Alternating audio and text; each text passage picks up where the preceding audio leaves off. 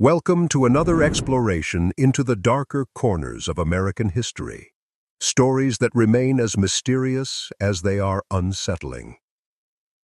Before we begin, take a moment to let us know in the comments where you're watching from and what time of day or night this narration has reached you. It's always intriguing to see how far these accounts travel and when they find their audience. With that said, let's journey back into the past. The creepy disappearance of the Davis sisters on their wedding night. Picture this. It's a warm summer evening in 1890, deep in the heart of the Ozark Mountains. The air is thick with the scent of honeysuckle and wild roses, and somewhere in the distance, a fiddle plays a cheerful tune that echoes through the hills. It should have been the perfect night, a celebration of love, family, and new beginnings. Two sisters, radiant in their wedding gowns, had just promised their lives to the men they adored. But as the moon rose over those ancient shadowed peaks, something went terribly, inexplicably wrong. What was meant to be a night of joy and laughter would instead become one of the most haunting mysteries the Ozarks had ever witnessed. By sunrise, both brides had vanished without a trace, leaving behind only questions that would echo through these mountains for generations to come. Their names were Martha and Sarah Davis, and their story begins in a time when the Ozark wilderness still held secrets that civilization had yet to uncover. This is not just another tale of missing persons or unexplained disappearances. This is a story that reaches into the very soul of the American frontier, where the boundary between the known and unknown was as thin as morning mist, and where the mountains themselves seem to pulse with an ancient unknowable consciousness. It's a mystery that has haunted investigators for over a century, a puzzle with pieces that never quite fit together, no matter how many times they're rearranged. The year 1890 found the Ozark Mountains caught between two worlds, the fading frontier and the approaching modern age. These weren't just hills and valleys, they were a landscape carved by time itself, where ancient limestone caves yawned like open mouths in the earth, and where mist clung to the hollows like the breath of sleeping giants. The mountains stretched across portions of Missouri, Arkansas, Oklahoma, and Kansas, creating a vast wilderness that seemed to exist outside the normal flow of time and progress. In those days, what we now know as Branson, Missouri, today a glittering tourist destination filled with theaters and attractions, was nothing more than wild, untamed wilderness. The White River carved its serpentine path through valleys, where only the bravest settlers dared to build their homesteads. These were the stomping grounds of legends like Wild Bill Hickok, who had roamed these very regions just decades earlier, when the law was whatever a man could enforce with his own two hands. The geological formation of the Ozarks created a landscape unlike anywhere else in America. Millions of years of water erosion had carved an intricate network of caves and underground rivers, creating a hidden world beneath the surface that remained largely unexplored. Springs bubbled up from unknown depths, their waters crystal clear, but carrying with them the chill of places where sunlight had never penetrated. Sinkholes opened without warning, swallowing trees and sometimes entire buildings, as if the earth itself had developed an appetite for the structures of human civilization. The communities scattered throughout the Ozarks were small, tight-knit enclaves where everyone knew everyone else's business, or thought they did. Superstition ran as deep as the mountain springs, and old wives' tales were passed down like precious heirloom. People spoke in hushed tones of things that moved through the forests at night, of caves that seemed to breathe, and of places where the very air felt heavy with something unseen and unknowable. The Cherokee had once called these mountains home, and their presence lingered in the very stones and streams. Though they had been forced to leave decades earlier during the brutal relocations of the 1830s, their stories remained embedded in the landscape like fossils in limestone. They had spoken of spirits that dwelt in the deep places, of portals between worlds that opened under certain conditions, and of locations where the boundary between life and death grew thin as spider silk. It was into this world of shadows and whispered warnings that the Davis family had planted their roots. Samuel Davis was a man of standing in the community, a landowner whose integrity was as solid as the limestone beneath his feet. He had arrived in the Ozarks in 1865, a young man seeking to rebuild his life after the devastation of the Civil War. Like many who found their way to these mountains, he carried with him the scars of that conflict, both visible and hidden. But he had channeled his pain into the hard work of carving a homestead from the wilderness. His wife Elizabeth was known for her gentle manner and her skill with healing herbs, a woman who could calm a colicky baby or ease an old man's aching joints with remedies passed down from her grandmother. She had been born in these mountains, the daughter of one of the earliest pioneer families, and she possessed an intuitive understanding of the land that went beyond mere familiarity.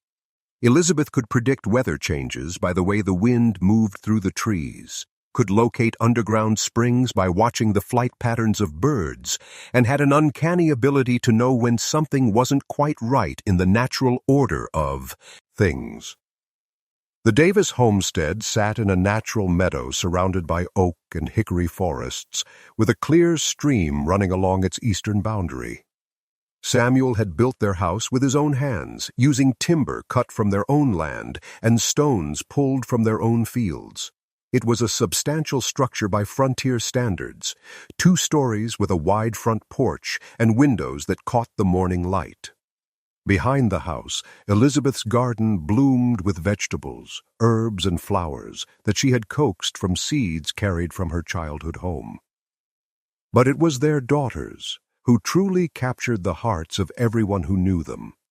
Martha, the elder by 2 years, possessed a quiet strength that reminded folks of the mountain streams, gentle on the surface but carved from stone beneath. At 23, she had a way of looking at you that made you feel like she could see straight through to your soul. Yet there wasn't a judgmental bone in her body. Her dark hair caught the light like polished walnut, and when she smiled, it was as if the sun had found its way through the forest canopy. Martha had inherited her father's practical nature and her mother's intuitive wisdom. She could manage a household with the efficiency of a military commander, yet she possessed a tender heart that made her the confidant of choice for anyone in the community who was struggling with personal troubles. Children gravitated to her naturally, sensing in her a combination of authority and kindness that made them feel both safe and understood. She read voraciously, a rare trait in a time and place where books were precious commodities, and her small personal library included works of poetry, philosophy, and natural history that she had acquired through careful saving and occasional gifts from traveling merchants. Sarah, just 21, was her sister's perfect complement. Where Martha was steady and contemplative, Sarah bubbled with an energy that seemed to light up every room she entered. Her laugh was infectious, a sound that could chase away the darkest mood and make even the grumpiest old-timer crack a smile. She had inherited her mother's gift with people, an ability to make strangers feel like family within minutes of meeting her. Her auburn hair caught fire in sunlight, and her green eyes sparkled with a mischief that never quite crossed the line into troublemaking. Sarah possessed a natural musical talent that was legendary throughout the region.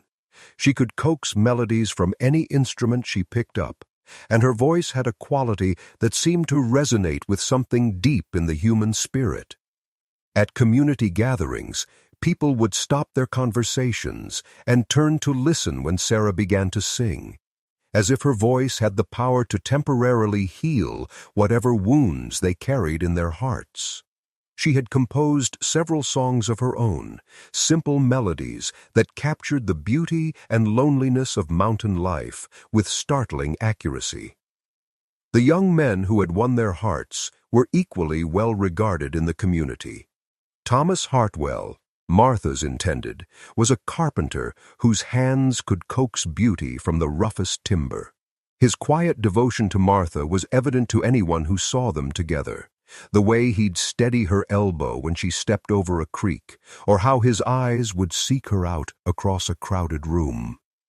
Thomas had learned his trade from his father, a master craftsman who had taught him that wood was a living thing that deserved respect and understanding. Thomas's workshop was a place of wonder, filled with the sweet scent of sawdust and the subtle fragrances of different woods, pine and oak, walnut and cherry, each with its own character and personality. He had fashioned the furniture for the Davis homestead, pieces that combined functionality with an understated elegance that spoke of true craftsmanship. His proposal to Martha had been as carefully crafted as his finest cabinet. A simple, heartfelt declaration delivered on the front porch of her family's home while the sun set behind the western hills. James Morrison, Sarah's betrothed, was cut from different cloth, a spirited young man whose ready wit matched Sarah's vivacious nature. He could make her laugh until tears streamed down her cheeks, and his love for her was as open and honest as a clear mountain morning. James was the son of the local merchant, a position that gave him a broader view of the world than most young men in the area. He had traveled to St. Louis and even Chicago on business for his father, and he brought back stories of the outside world that fascinated and sometimes frightened the insular mountain community. James possessed a natural talent for storytelling that rivaled Sarah's musical abilities. He could hold a room full of people spellbound with tales of his travels, his voice painting pictures so vivid that his listeners could almost see the bustling streets of the big cities, smell the smoke from the great factories, and hear the whistle of the mighty locomotives that were beginning to link the nation together with bands of steel. His courtship of Sarah had been a whirlwind romance that had the entire community talking, grand gestures and romantic surprises that seemed lifted from the pages of the romance novels that occasionally found their way into the mountain settlements. When the Davis family announced that both sisters would marry on the same day, the entire community buzzed with excitement. A double wedding was a rare and wonderful thing, especially for two families as beloved as these. Plans were made with the careful attention to detail that characterized all important events in these close-knit communities. Every family within 20 miles would contribute something to the celebration: food, music, decorations, or simply their presence and good wishes. The preparations took on an almost festive atmosphere as the wedding day approached. Elizabeth Davis threw herself into the planning with the dedication of a military strategist, coordinating with the other women of the community to ensure that every detail would be perfect. Wedding dresses were sewn with painstaking care, each stitch a prayer for the happiness of the young brides. Samuel Davis and the other men of the community worked together to prepare the meadow behind the house, building a natural altar from field stones and creating seating areas from split logs and rough-hewn planks. The wedding feast required weeks of preparation. Chickens were fattened, hogs were slaughtered, and gardens were harvested to provide the abundance of food that would be required to feed the expected crowd. Women gathered to share recipes and cooking duties, their kitchens filled with the warm aromas of baking bread, simmering stews, and the sweet fragrances of pies and cakes. The men took charge of preparing the outdoor cooking areas, digging pits for roasting meat, and setting up long tables to hold the feast. Music was another crucial element of the celebration. The finest musicians from throughout the region were invited to provide entertainment, and many accepted the honor with enthusiasm. Fiddles were tuned, banjos were restrung, and songs were rehearsed until they reached perfection.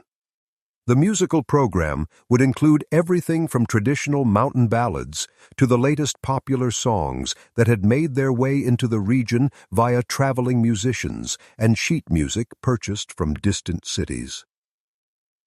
The evening of the wedding dawned clear and warm, with just enough breeze to stir the leaves and carry the scent of Elizabeth Davis's gay burden throughout the valley. The ceremony itself was to be held at the Davis homestead, in the meadow behind the house where wildflowers created a natural carpet of color. By late afternoon, wagons and riders began arriving from all directions, bringing with them the sounds of laughter, conversation, and the occasional burst of music as someone tested their fiddle or harmonica. The gathering crowd represented a cross-section of the entire mountain community. There were prosperous farmers like Samuel Davis, their families dressed in their finest clothes and riding in well-maintained wagons. There were also rougher mountain men, hunters and trappers, who spent most of their time in the deep wilderness, but who had emerged from their solitary lives to honor the Davis family. Young couples looked forward to dancing and celebrating, while elderly residents prepared to offer advice and blessings to the new brides. Children ran between the adults, their excitement infectious as they helped with final preparations or simply enjoyed the festive atmosphere. The older boys had been assigned to care for the horses and wagons, while the girls helped their mothers with food preparation and table setting. Even the youngest children sensed that this was a special occasion, and they dressed in their cleanest clothes and tried to behave with unusual decorum. As the sun began its descent toward the western peaks, the ceremony commenced. The crowd gathered in the meadow, forming a natural semicircle around the makeshift altar that Samuel Davis and his neighbors had constructed from field stones gathered from the surrounding area. The altar was decorated with wildflowers and oak branches, creating a beautiful focal point that seemed to blend seamlessly with the natural setting. Martha walked down that meadow aisle with the dignity of a queen, her wedding dress, sewn by her mother's own hand, is rustling softly in the evening air.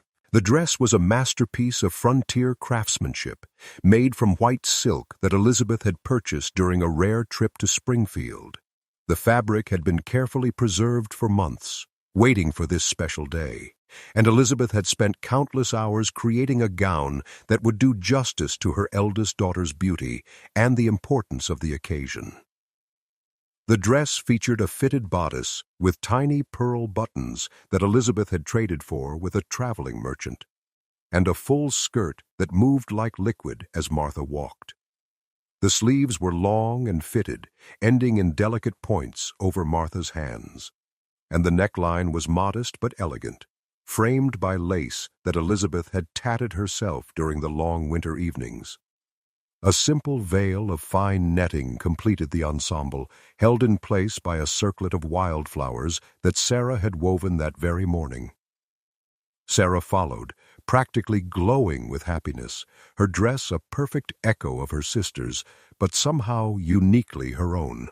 Where Martha's dress spoke of quiet elegance, Sarah's radiated joy and celebration.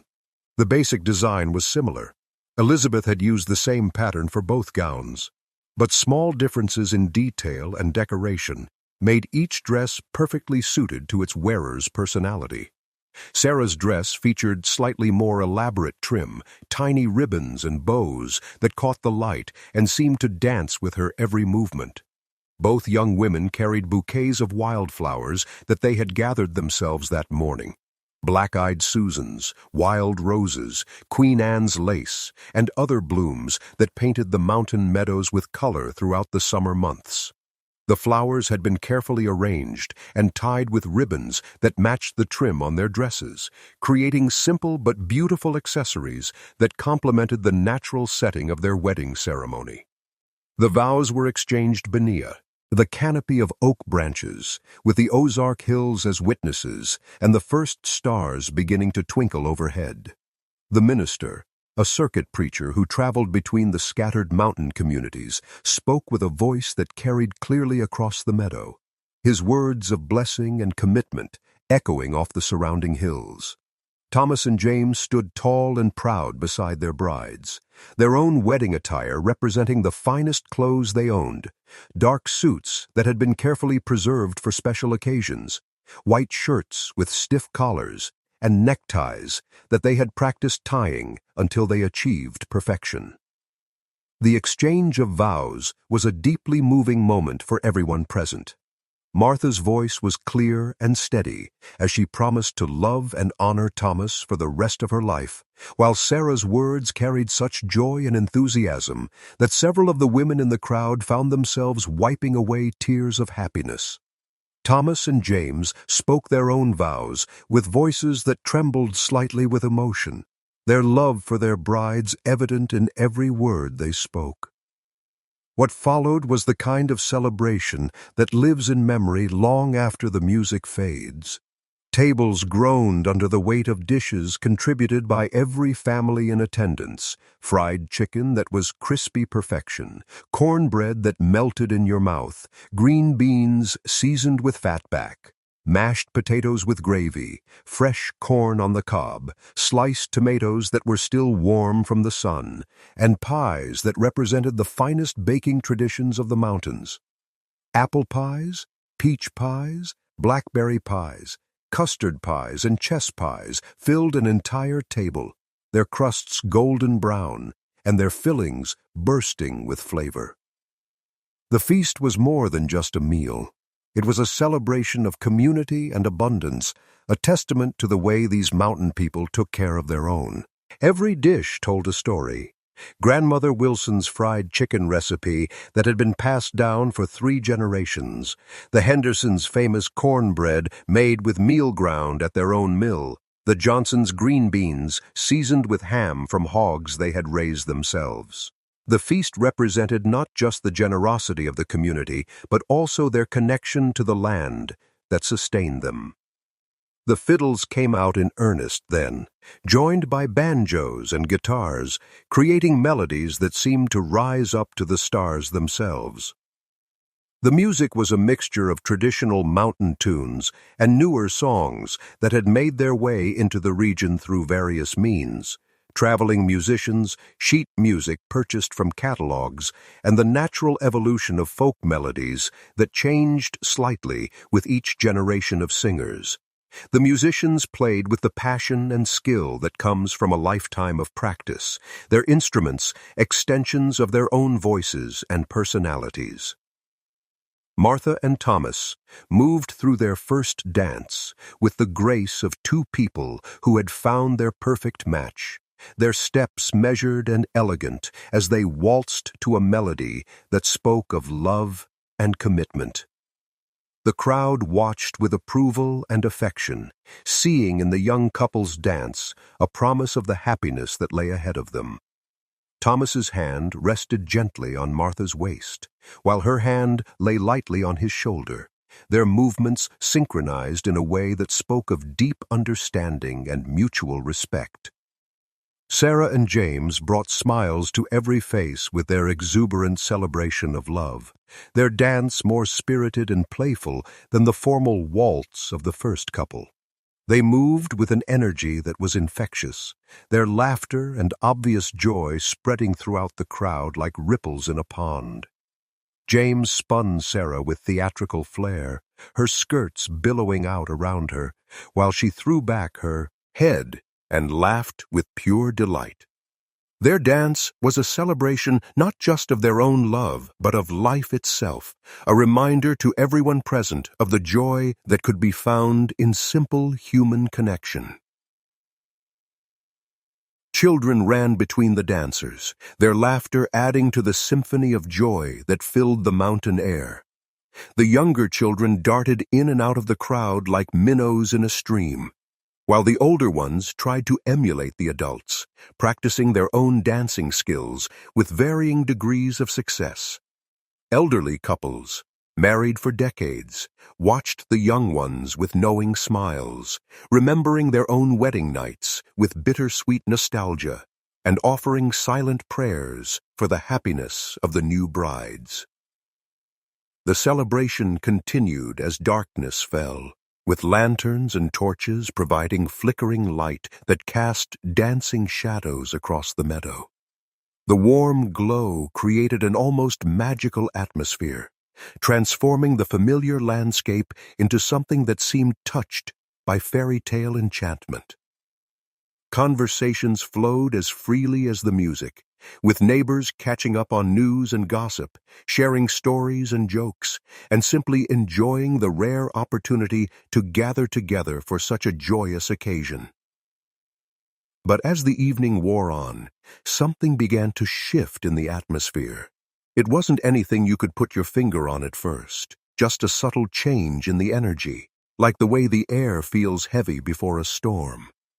Some of the older women later claimed they felt it first, a prickle at the back of their necks that made them glance over their shoulders at the dark line of trees surrounding the meadow. Others described it as a sudden chill that seemed to come from nowhere, or a momentary hush in the night sounds that normally provided a constant background chorus. The change was so subtle that most of the celebrants didn't notice it at all. The music continued, the dancing, G went on, and the conversations flowed without interruption. But those who were sensitive to such things, the women who could predict weather changes, and the men who made their living reading the moods of the wilderness, felt something shift in the very fabric of the evening. It was as if the mountains themselves had taken notice of the celebration and were passing some kind of judgment on the proceedings. Mrs. Patterson, the elderly widow who was known throughout the community for her ability to sense things that others missed, later told investigators that she had felt a presence watching the celebration from the tree line. She couldn't see anything in the darkness beyond the lantern light, but she was certain that someone or something was out there, observing the festivities with an interest that felt somehow malevolent. When she mentioned her concerns to her companion, Mrs. Fletcher, the other woman admitted that she too had felt uneasy, though she couldn't explain why. It was Martha's mother-in-law who first noticed that she couldn't spot Martha among the dancers. She mentioned it to Elizabeth Davis, who looked around with the casual confidence of a mother who assumed her daughter was simply somewhere in the crowd. "Oh, she's probably helping with something in the kitchen," Elizabeth said initially, her voice carrying no hint of concern. "You know Martha. She can never sit still when there's work to be done." But as they searched the faces illuminated by lantern light, an uncomfortable realization began to creep in. Neither Martha nor Sarah was anywhere to be seen. Elizabeth's casual assurance gave way to mild puzzlement, then to growing concern as a more thorough scan of the crowd failed to locate either of her daughters. The celebration continued around them, but now there was an undercurrent of unease as more people became aware that the brides had seemingly vanished. "Have you seen Martha?" Elizabeth asked Mrs. Henders, trying to keep her voice level and casual. "Or Sarah? I can't seem to spot either of them." Mrs. Henderson looked around with the practiced eye of someone who had spent decades keeping track of children and grandchildren at community gatherings. "No, I haven't seen either of them for a while now," she replied, her own voice beginning to carry a note of concern. "When did you last see them?" Elizabeth tried to remember, but the evening had been such a whirlwind of activity that specific moments blurred together. She remembered seeing both girls during the dancing, remembered Martha helping to serve some of the late-arriving guests, remembered Sarah laughing at something James had whispered in her ear. But when exactly had that been? An hour ago? 2 hours? The realization that she couldn't pinpoint the last time she had actually seen her daughters sent a chill down Elizabeth's spine that had nothing to do with the cool mountain air. The music continued, the laughter persisted, but now there was an undercurrent of unease as more people became aware that the brides had seemingly vanished. Thomas and James, when approached by their new mothers-in-law, initially assumed their wives had simply stepped away to freshen up or attend to some wedding detail. "They're probably in the house," Thomas suggested reasonably. "You know how women are about their appearance, especially on their wedding day." But a quick check of the house revealed no sign of either bride. The bedrooms were empty, the kitchen was occupied only by women cleaning up from the feast, and the parlor contained only elderly guests who were resting their feet and sharing quiet conversations.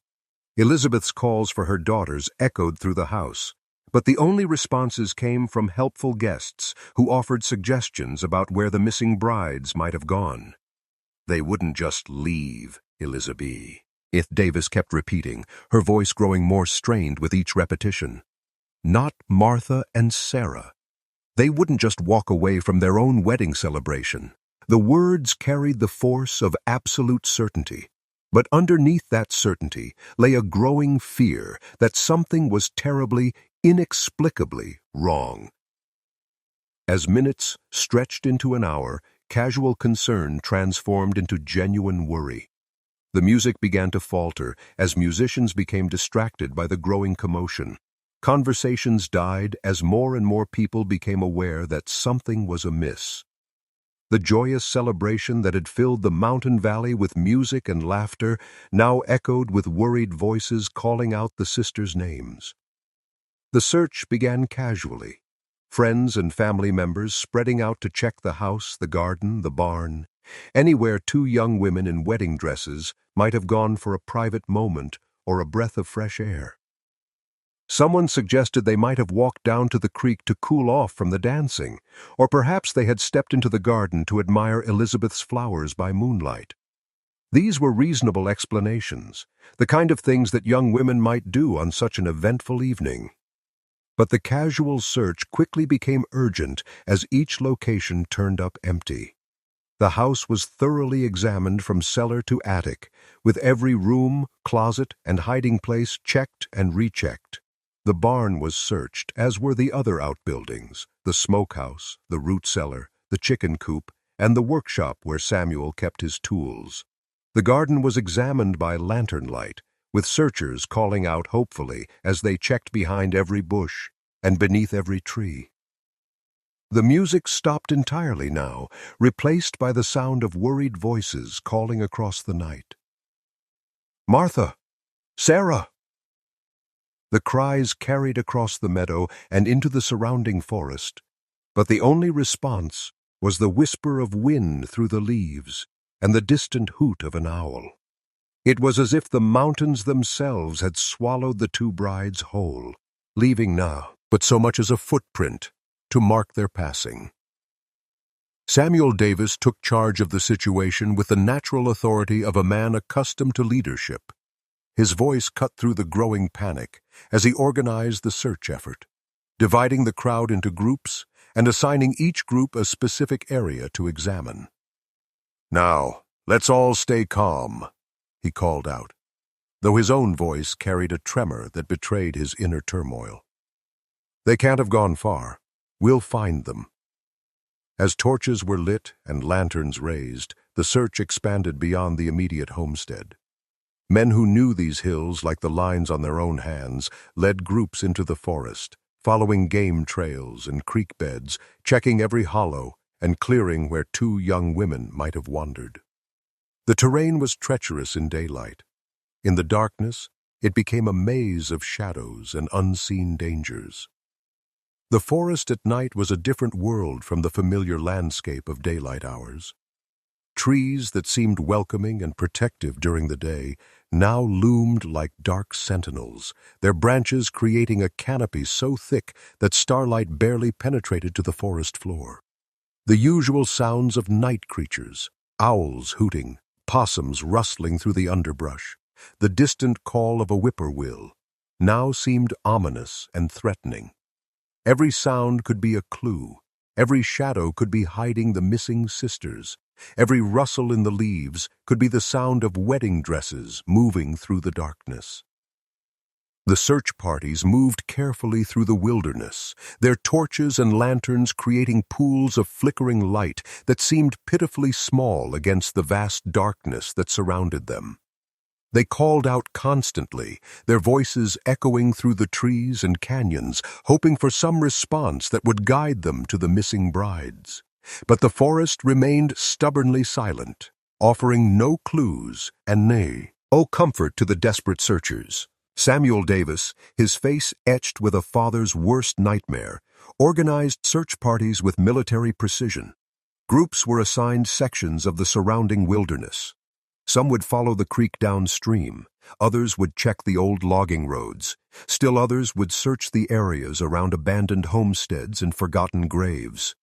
Everyone who could hold a torch or carry a lantern joined the effort, from teenage boys to elderly men who had to be helped over the rougher terrain. The search continued through the night and into the next day, then the day after that. As word of the disappearance spread throughout the region, neighbors came from miles around, bringing their own supplies and knowledge of the land. Men rappelled into sinkholes and explored cave entrances, their voices echoing in the darkness as they called the sisters' names.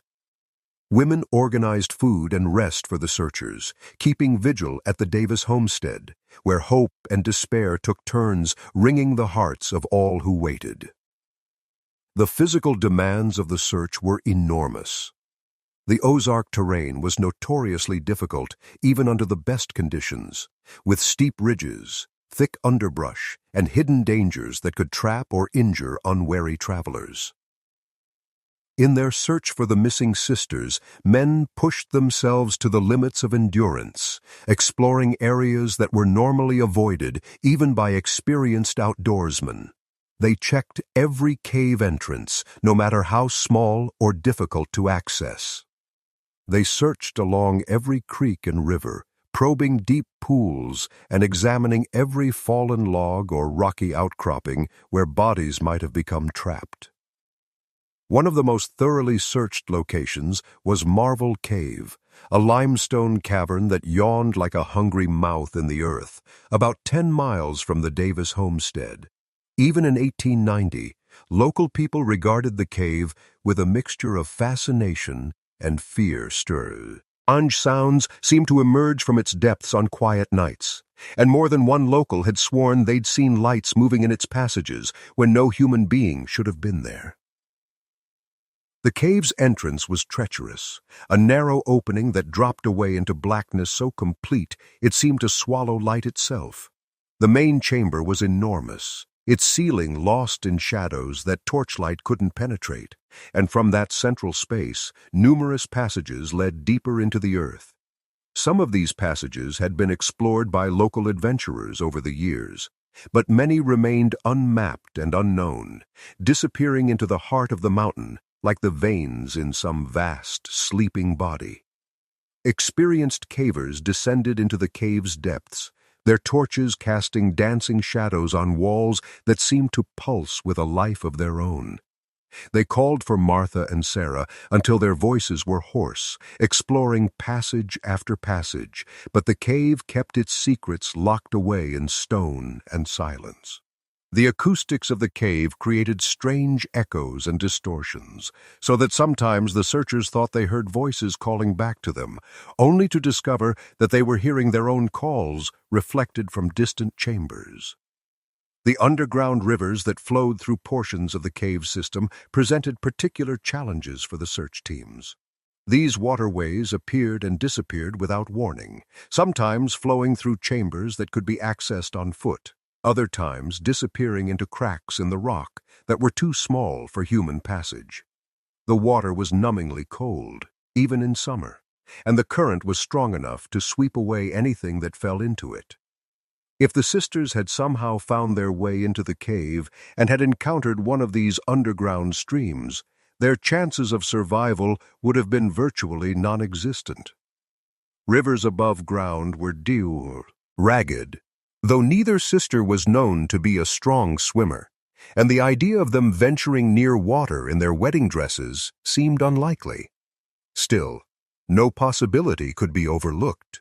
The White River and its tributaries were searched methodically, with men wading through shallows and probing deeper pools with long poles, looking for any sign that the sisters might have met with an accident.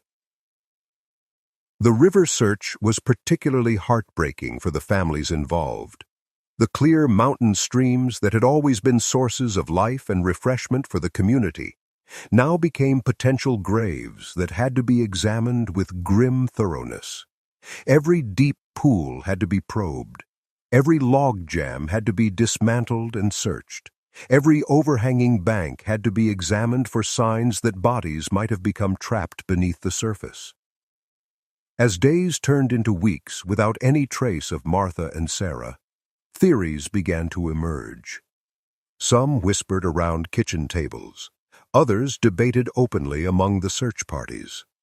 Each possibility seemed to raise more questions than it answered, and each theory had its supporters and detractors among the community.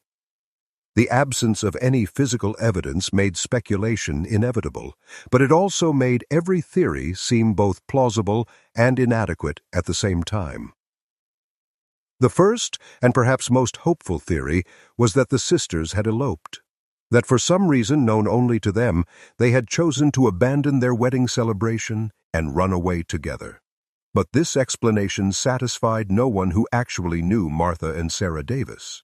These weren't impulsive young women given to dramatic gestures. They had been planning their weddings for months, had seemed genuinely happy with their choices, and had never given any indication of doubt or regret. The elopement theory also raised practical questions that seemed impossible to answer. Where would they have gone? The nearest railroad was more than 30 miles away over rough terrain, and neither sister had taken so much as a change of clothes. They had vanished in their wedding dresses, lie practical attire for an escape through the wilderness. And why together? If one sister had harbored secret doubts about her marriage, it seemed unlikely that both would have reached the same conclusion at exactly the same moment. A more sinister theory involved the possibility of foul play, perhaps a jealous suitor or a family feud that had been simmering beneath the surface of community civility. The Ozarks in 1890 were not immune to the violence that characterized much of the frontier. Old grudges could run deep in these isolated communities, and a perceived slight or a rejected proposal might fester in someone's mind until it drove them to desperate action. Investigators looked carefully into the romantic histories of both sisters, searching for evidence of rejected suitors who might have harbored enough resentment to commit violence. But their inquiries revealed nothing suspicious. Both Martha and Sarah had been courted by several young men before settling on their eventual husbands. But all of these relationships had ended amicably, with no evidence of bitterness or resentment. The rejected suitors had moved on to other relationships, and several had even attended the wedding celebration as friends of the family. The possibility of a family feud was also examined thoroughly. In frontier communities, disputes over land, water rights, or business dealings could sometimes escalate into violence that affected entire families. But the Davis family was remarkably well-liked throughout the community, with no history of serious conflicts with their neighbors. Samuel Davis's business dealings were characterized by fairness and honesty, and Elizabeth's role as a community healer had earned her universal respect and gratitude. But again, this theory raised troubling questions. Both Thomas and James were well-liked young men with no known enemies. The Davis family was respected throughout the community, with no history of feuds or conflicts that might have motivated someone to harm their daughters. And if someone had abducted the sisters, why had there been no demand for ransom? Why no body discovered? Why no evidence left behind? The possibility of bandits or outlaws provided another avenue for speculation. The Ozark Mountains had always provided refuge for those fleeing the law, and isolated homesteads were occasionally targeted by men who lived outside society's boundaries. Perhaps the wedding celebration had attracted unwanted attention. 2 young women in fine dresses, a community gathered in celebration. The possibility of money and valuables concentrated in one place. The region did have a history of outlaw activity. The James Gang had operated in Missouri for years after the Civil War, and other bandit groups had used the rugged terrain of the Ozarks to evade law enforcement. Local authorities were aware of several men who lived rough lives in the deep wilderness, supporting themselves through hunting, trapping, and occasionally less legitimate activities. These men might have viewed the wedding celebration as an opportunity for robbery, or worse. Yet this theory, too, had its problems. The wedding guests had included some of the most capable men in the county. Hunters, farmers, and woodsmen who knew how to handle themselves in dangerous situations. An attack on such a gathering would have been foolhardy in the extreme. Moreover, nothing had been stolen from the Davis homestead. Money, jewelry, family heirlooms, and other valuables remained untouched. If outlaws had been responsible for the sisters' disappearance, it seemed unlikely that they would have ignored such obvious opportunities for profit. And again, there was the troubling absence of any evidence. No signs of a struggle, no torn fabric, no indication that violence had occurred anywhere on the Davis property. If the sisters had been abducted by force, surely there would have been some trace of the event, some disturbance that would have indicated what had happened to them. Perhaps most haunting of all was the possibility that the sisters had simply become lost in the wilderness and had met with an accident. The Ozark Mountains were filled with natural hazards, cliff faces that crumbled without warning, sinkholes that opened like hidden traps, streams that could become torrents after an unexpected rainfall. In their wedding dresses and delicate shoes, Martha and Sarah would have been particularly vulnerable to such dangers. This theory seemed to offer the most rational explanation for the sisters' disappearance. They might have stepped outside for some reason, to get fresh air, to have a private conversation, or simply to admire the night sky, and had somehow become disoriented in the darkness. Once lost in the forest, they could have encountered any number of natural hazards that might have proven fatal. Their bodies might have fallen into a deep sinkhole or been swept away by an underground stream, explaining why no trace of them had ever been found. But even this explanation felt incomplete to those who knew the sisters well. Both Martha and Sarah had grown up in these mountains and knew the local terrain as well as anyone. They weren't city girls who might easily become disoriented in the wilderness. They understood the dangers of the mountain environment and would have been unlikely to venture far from the safety of the homestead, especially in their wedding attire. Moreover, why would they have left together? If one sister had needed to step outside for some reason, it would have been natural for her to go alone or with her new husband. The idea that both sisters would have left the celebration simultaneously, without telling anyone where they were going, seemed to contradict everything that was known about their characters and their devotion to their families. As rational explanations failed to satisfy, the community began to turn toward more supernatural possibilities. The Ozark Mountains had always been a place where the boundary between the natural and supernatural seemed thin, where ancient stories and modern experience sometimes collided in unsettling ways. The Cherokee who had once lived in these mountains had left behind a rich tradition of spiritual beliefs and supernatural explanations for unusual events. Old-timers began to speak of the Ozark Howler, a creature of local legend that was said to roam the deepest wilderness. Described as something between a large cat and a bear, with eyes that glowed like coals and a howl that could freeze a man's blood, the Howler was blamed for various disappearances and mysterious deaths over the years. The creature was said to be particularly active during times of celebration or joy, as if it were drawn to human happiness like a moth to flame.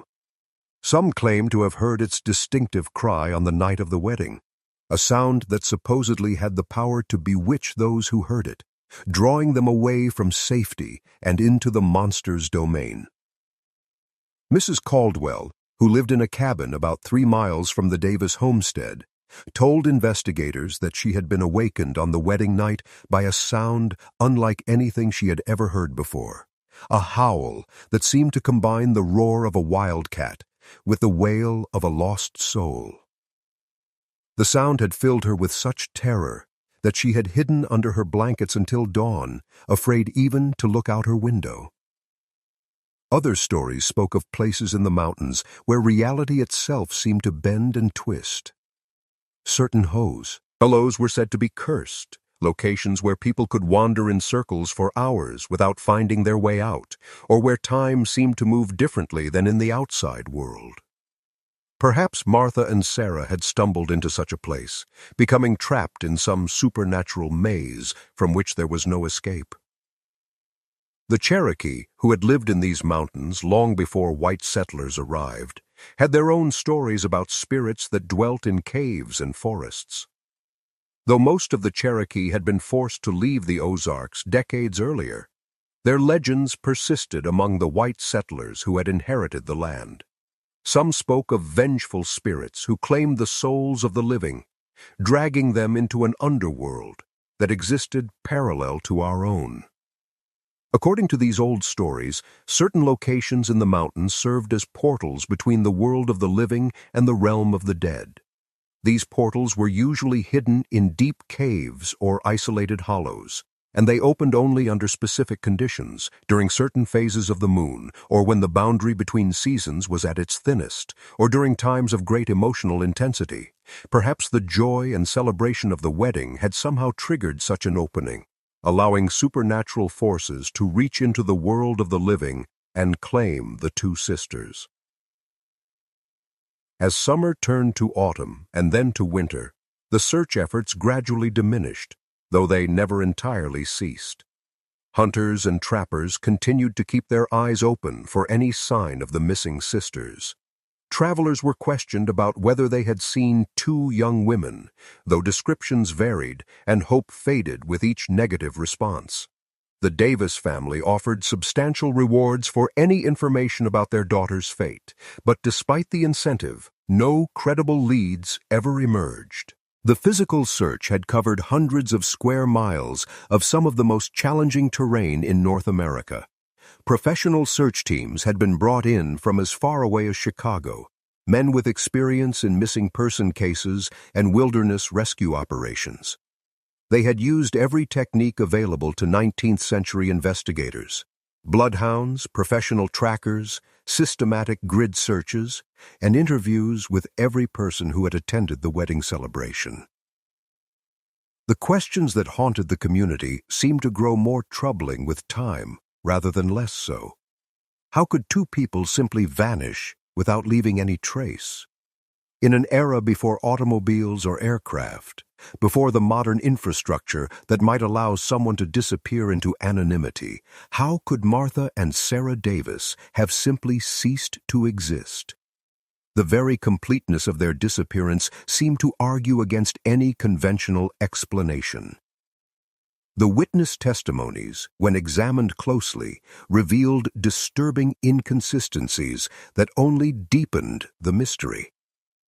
Some guests claimed to have seen both sisters dancing late into the evening, while others insisted they had disappeared much earlier in the celebration. One elderly woman swore she had seen Martha speaking with a stranger near the edge of the woods, but her description of this mysterious figure was so vague as to be useless. A child claimed to have heard Sarah's laughter coming from the direction of the old mill, but when adults investigated, they found nothing but darkness and silence. These conflicting accounts might have been dismissed as the natural confusion that occurs during exciting events, when people's attention is focused on celebration rather than careful observation.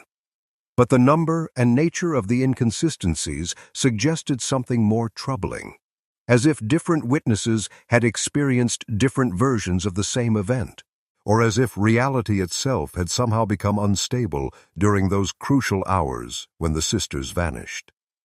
The physical evidence, or rather the complete lack of it, was perhaps the most unsettling aspect of the entire case. In an era when women wore long, elaborate dresses that could easily catch on branches or leave fabric behind, when delicate shoes would be damaged by rough terrain, when people carried personal items that might be dropped or lost, the complete absence of any trace seemed almost supernatural in itself. Professional investigators, when they finally arrived from the state capitol, were baffled by the case. They interviewed witnesses, examined the scene, and pursued every lead with methodical precision.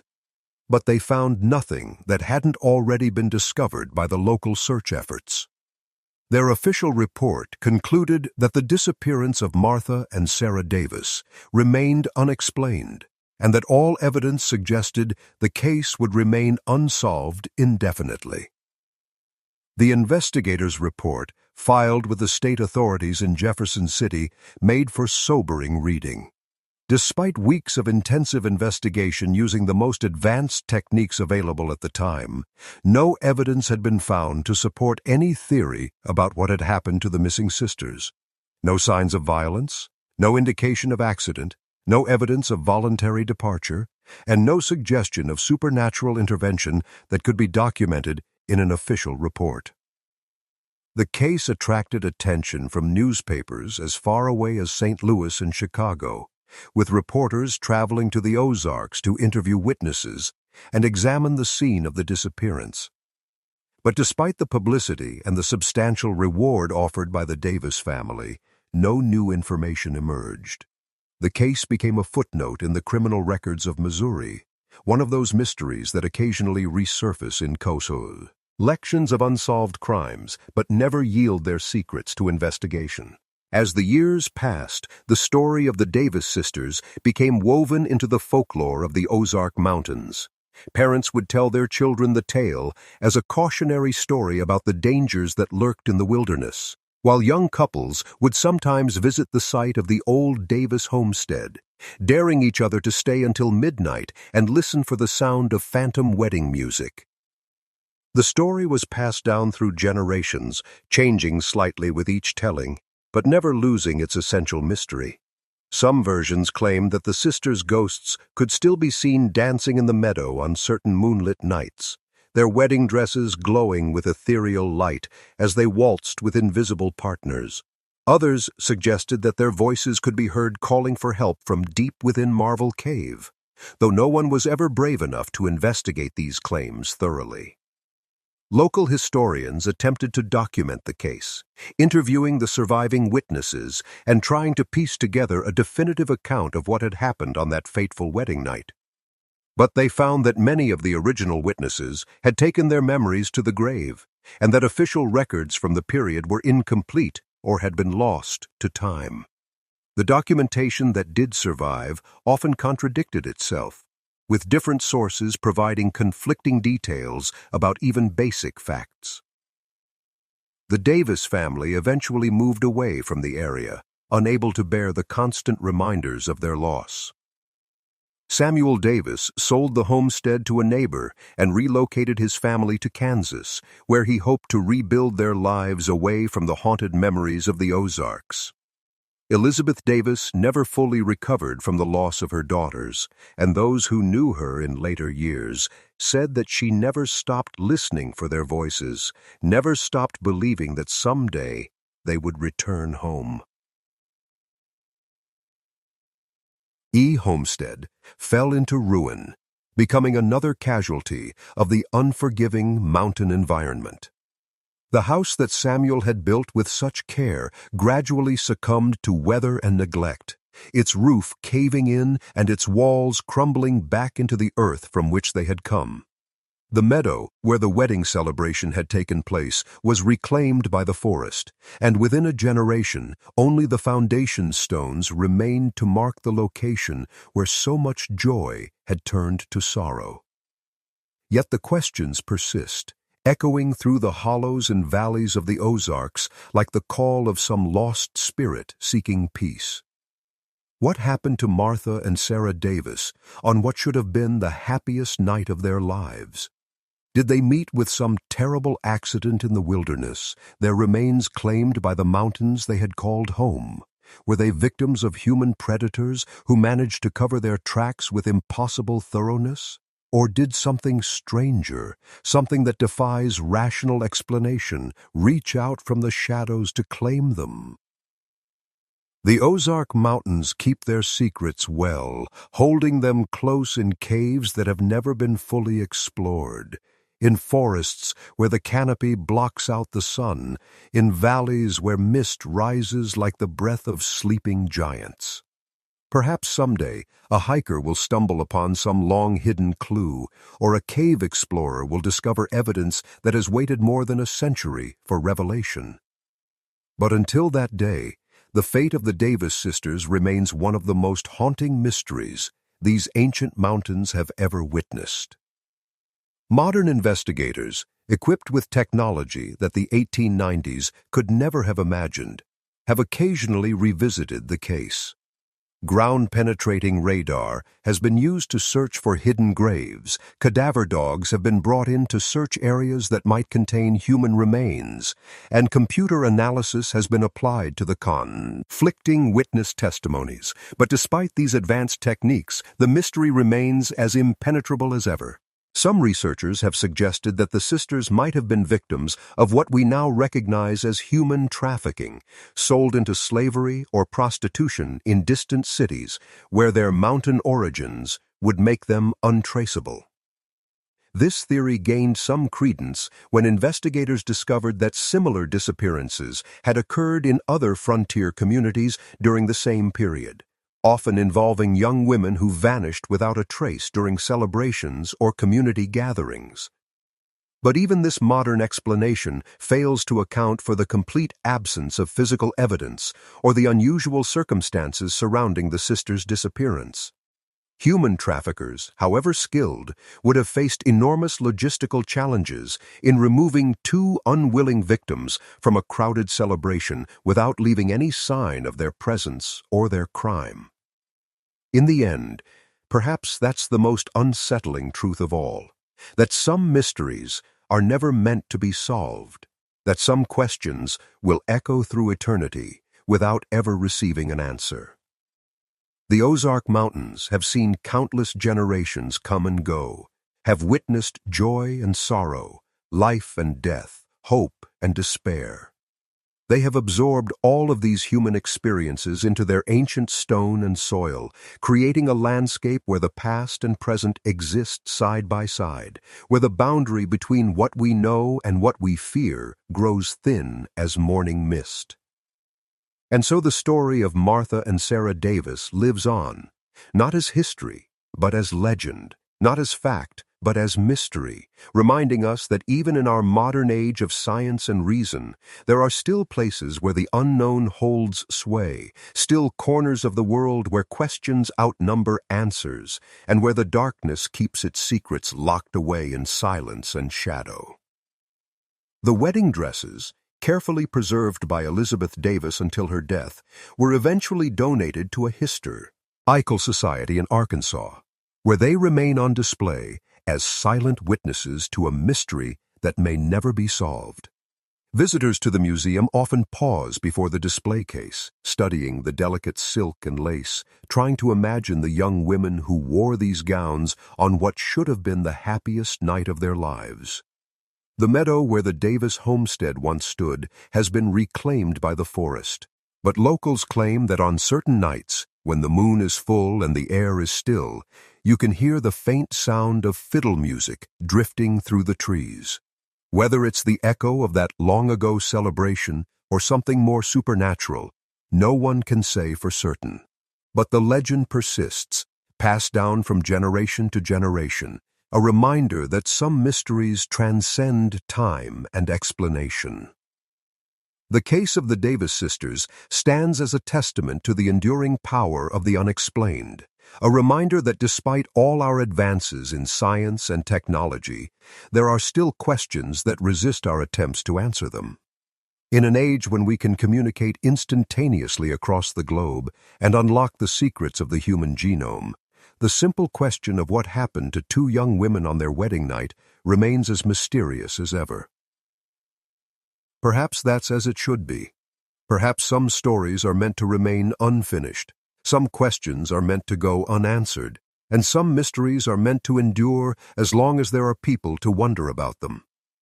The Ozark Mountains have always been a place where the impossible seems possible, where the boundary between reality and legend blurs like mist rising from a mountain stream. In such a place, the disappearance of Martha and Sarah Davis fits perfectly into the landscape of mystery and wonder that has defined these ancient hills for countless generations.